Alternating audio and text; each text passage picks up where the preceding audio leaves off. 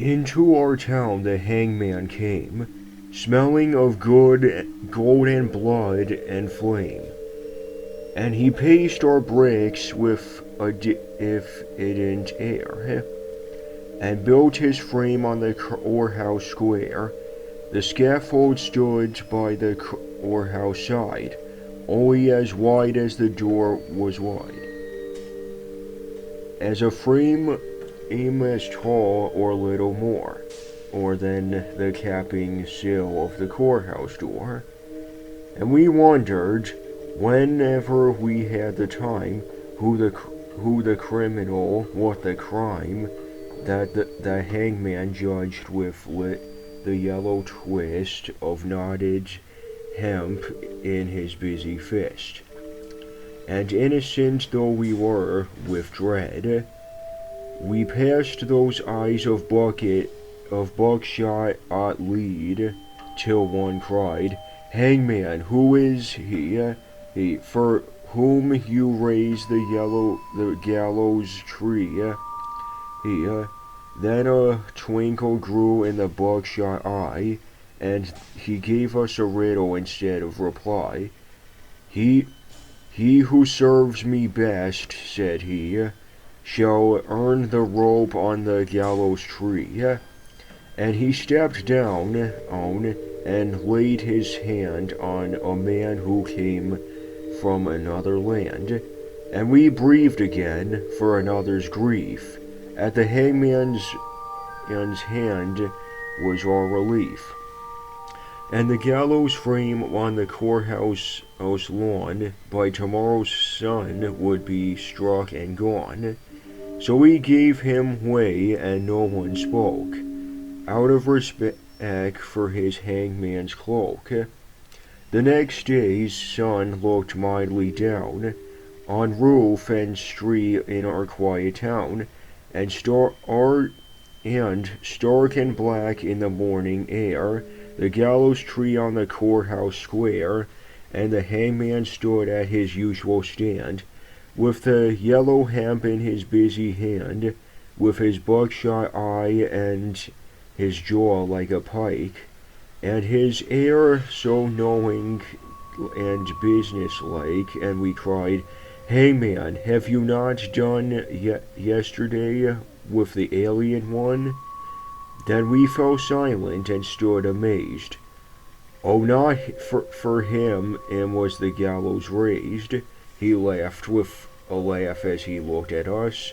Did you think I'd gone to all this fuss us to hang one man? That's a thing I do, to stretch the rope when the rope is new. Oh. Then one cried, "Murderer!" One cried, "Shame!" And into our midst the hangman came to that man's place. "Do you hold," said he, "with him that was meant for the gallows tree?" And he laid his hand on that at one's arm, and we shrank back in one quick alarm, and we gave him way and no one spoke, out of fear of his hangman's cloak. That night we saw, with dread surprise, the hangman's scaffold had grown in size. Fed by the blood beneath the shoots, the gallows tree had taken root, now as wide or a little more than the steps that led to the courthouse door, as tall as the writing, or nearly as tall, halfway up the courthouse wall. The third he took, we all heard tell, was a surer and infidel. And what? This said the hangman. Have you to do with the gallows bound? And he a Jew. And we cried out, "Is this one he who has served you well and faithfully?" The hangman smiled. It's a clever scheme to try the strength of the gallows beam.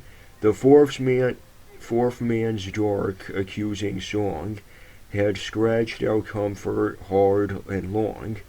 And what concern, he gave us back, have you for the doomed and black?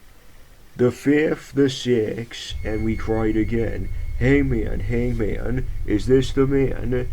It's a trick, he said, that we hangman know for easing the trap when the trap springs slow and so we ceased and asked no more as the hangman tallied his bloody score, and sun by sun and night by night the gallows grew to monstrous height, the wings of the scaffold open wide, till they covered the square from side to side, and the monster cross beam, looking down, cast his shadow across the town.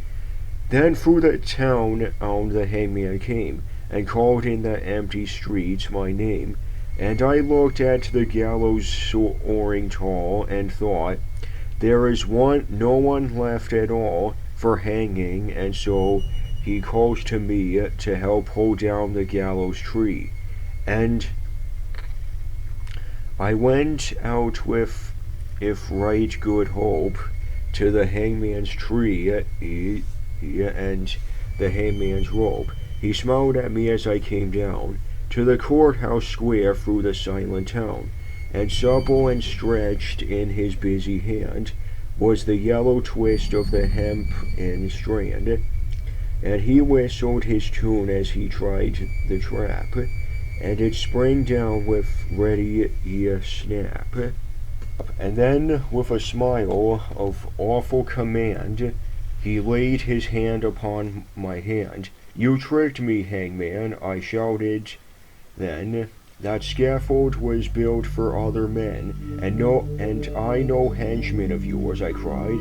You lied to me, hangman, fully lied. Then a twinkle grew in his bucket-shot eye.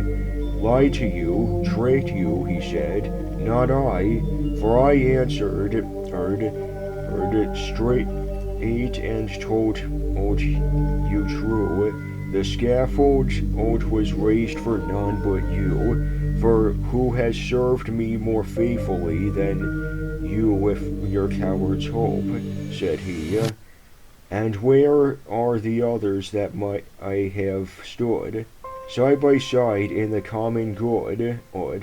Dead, I whispered, and amiably. Murdered, the hangman corrected me.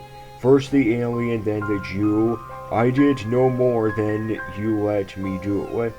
Beneath the beam that blocked the sky, no one had stood so alone as I, and the hangman strapped me, and no voice there cried, stay, for me in the empty square.